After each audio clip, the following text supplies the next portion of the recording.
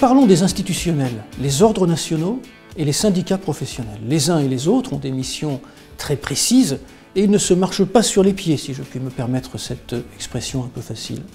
L'ordre se présente sous la forme d'une structure pyramidale, avec un conseil départemental, sauf chez les pédicures-podologues qui n'en sont pas dotés, puis un conseil régional et enfin un conseil national. Quelles sont les missions de ces trois strates?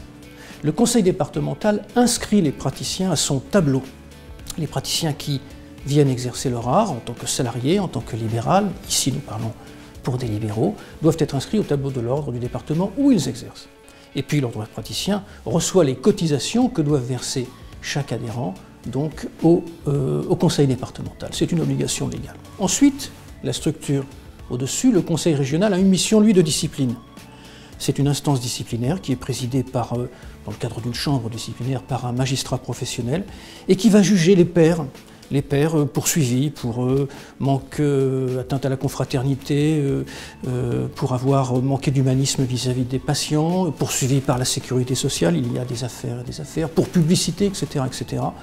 La chambre disciplinaire va rendre donc un jugement qui n'a pas de lien financier, il n'y a pas d'amende, ça commence par l'avertissement.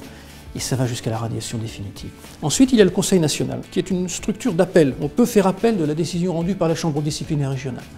Le Conseil national, présidé par le président national, a une mission très importante. Il est le garant de la déontologie, il rédige le code de déontologie, il représente la profession dans les instances nationales et internationales et doit porter sa voix sur des débats aussi importants, aussi complexes que la fin de vie, que le droit de l'embryon, que le statut de l'embryon, etc., etc. C'est très important, ceci c'est très important, nous avons besoin de ces grandes voix. Le syndicat professionnel, c'est tout autre chose, il défend des intérêts catégoriels, ceux de la profession, et il est là pour le faire. Il va signer ou ne pas signer des conventions avec l'assurance maladie, des conventions ont été signées par les syndicats représentatifs d'infirmiers, de masseurs-kinésithérapeutes, de sages-femmes, sur les questions des zones surdenses et sous-denses, nous en avons parlé donc précédemment. Le syndicat a également une mission très importante sur le terrain, comme on dit dans les départements, de formation médicale continue. Ils sont très impliqués, les syndicats professionnels, donc dans ces missions de formation médicale continue sur lesquelles les arts que vous avez choisi d'embrasser donc deviendraient très vite obsolètes. Donc ordre et syndicats, des institutionnels solides dont on a besoin chacun dans les missions qui les concernent.